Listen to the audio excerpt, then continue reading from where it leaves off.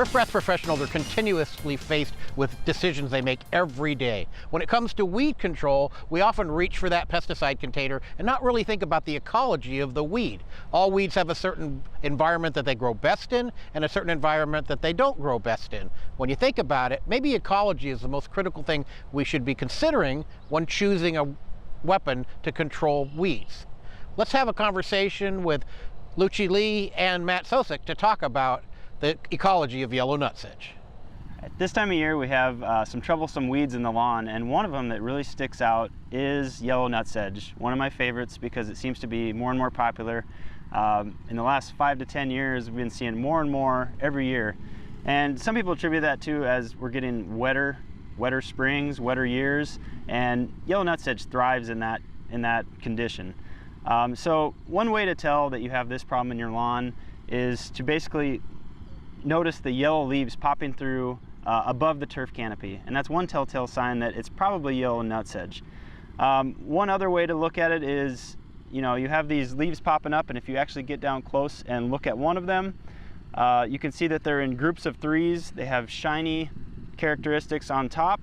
And if you actually cut them, you can tell that they have a triangular shape, and that is the telltale sign that it's yellow nutsedge. It's not typical to control this with any of your normal herbicides. So you want to make sure that you're identifying it, making sure it's the correct one. And what you can do then is basically treat this weed when you see it. And typically that happens in early June, maybe in the end of May. And that's when you want to control it, because later in the year, this time of year especially, it's going to start sending out these rhizomes, and we're going to get tubers or nutlets forming. And once that happens, we're not going to be able to control those tubers or nutlets, and we're going to have to plan on controlling them next year. So it's a multi-year process, especially if you have a thick stand of nutsedge and it keeps growing year after year. It's probably going to take 2 to 3 years to actually get those nutlets under control. But treating early, and sometimes it takes a sequential application to actually control them completely. So what we can do is go in with some products that work well on nutsedge. Halosulfuron, sulfentrazone, those 2 products are the most common. Solero is a new one, which is iodosulfuron, and that one also works well in controlling nutsedge. But it probably takes at least 2 applications to get good control the first year around.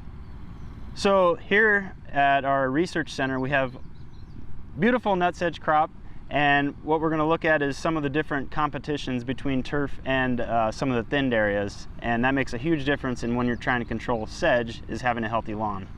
We conduct this research to understand how does yellow nutsedge invade your home lawn. So in each of the 3x3 plot, we had one single yellow nutsedge tuber planted May last year, and this is what happened after one growing season. When the tuber was planting in the bare soil, they pretty much take over the entire plot within one growing season, versus when they were planted at the center of a healthy Kentucky bluegrass turf, you can see that their invasiveness have been greatly reduced. When a single yellow nutsedge plant was planted at the center of a bare soil plot, in a year there was 4,800 tubers formed, versus if they were emerged within a healthy Kentucky bluegrass turf, in a year there was less than 50 tubers formed. So the take-home message of this study is that maintaining a healthy turf is the key to reduce the invasiveness of yellow nutsedge. I think it's abundantly clear that certain weeds really lend themselves to invading weak and non-existent turf. Yellow nutsedge is a great example, but there's a number of other weeds that do the same thing. Make sure to consider weed ecology when managing weeds in your landscape.